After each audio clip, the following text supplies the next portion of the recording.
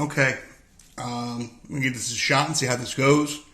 We're going to start figuring out how to try and compare two functions. And it's pretty simple, actually. So if you have function 1, you have function 2. What you want to do is write each of them in y equals mx plus b format.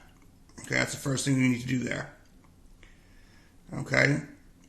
What you then want to do is they're asking you which function has a negative slope, which one has a positive slope, or perhaps which one is increasing at a faster rate. And the way you do that, you just compare those numbers.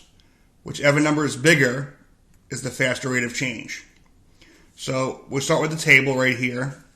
You have tables sometimes, and you got to figure out how fast the y values are changing from time to time. And the way you do that is you take the first y value and subtract the second one.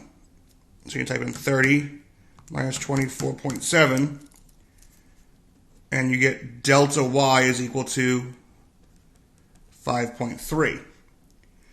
Now the thing with 5.3 is this: you're going from 30 up or down to 2470. You're actually going to go down, so it's going to be negative. If you subtract these two numbers, your delta y will also be negative 5.3 because you're going down in value. And then lastly, also this delta y will be negative 5.3. You're going to do the same thing for your x's. How does it change when you go from 0 to 1, 1 to 2, 2 to 3? We're going to call that delta x. And that's plus 1 because we went from 0 up to 1. So your slope, remember, is always a combination of delta y over delta x. My delta y's are negative 5.3. My delta x is 1. And if I divided that, negative 5.3 divided by 1, obviously the answer is negative 5.3 when you simplify it. My b value is very simple. This thing always occurs when x is equal to 0. Now it's always the y value when x equals 0. So right here, x is 0. What's the y value that goes along with it? It would be 30. So b is equal to 30. So now that once I have m and b, I can write my equation for this particular function.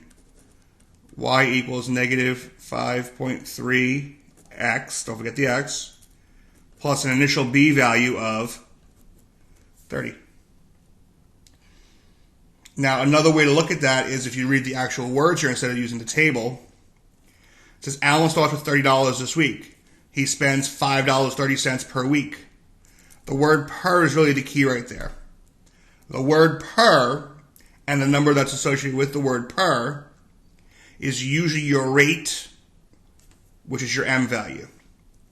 The fact that I'm spending money means I'm going to have less each week, which means I have a negative 5.3 or 5.30 amount of money each week. So I'm going down in value, so I'm losing money because I'm spending it.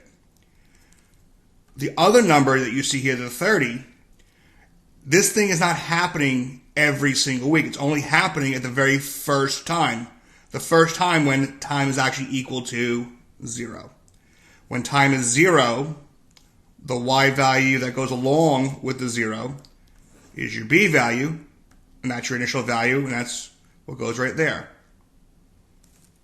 So now that the other function here, it's just words, it doesn't even have a table, so we can use what we just learned from this to apply it here. It says the car shop rents a car for $10 per day. That 10 is my slope, which is my m value. It also collects a non-refundable fee of $30. Well, does it $30 every day that they collect? No. It's $30 one time. The one-time fee is my b value. So this function is that y is equal to a slope of 10. Don't forget your x next to your slope, plus an initial value of 30. So my functions for function 1 and function 2 are these guys that I just circled. Now, which one's bigger?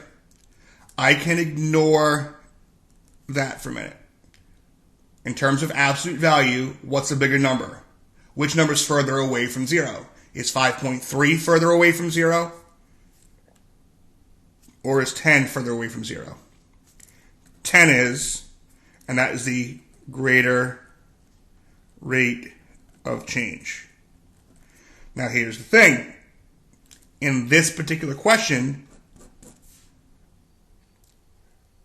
compare the two functions and list which one has a negative slope. That's going down, and that would be a negative slope. So you can either determine which one has a negative slope. If the question asks you which one has a positive slope, that would be that guy, because positive 10. And if they ask you to compare the two functions and see which one has a greater rate of change, like they do in question 2 here, you take the absolute value of the slope. You don't compare 10 and negative 5.3, just 10 and 5.3. And 10 would be bigger than 5.3, thus it would have a greater rate of change. Okay, I'm going to do number 2 for you also. Okay, it says compare the functions and determine which one has the greater rate of change. So bigger m value, regardless of slope. Now function 1's already done for you.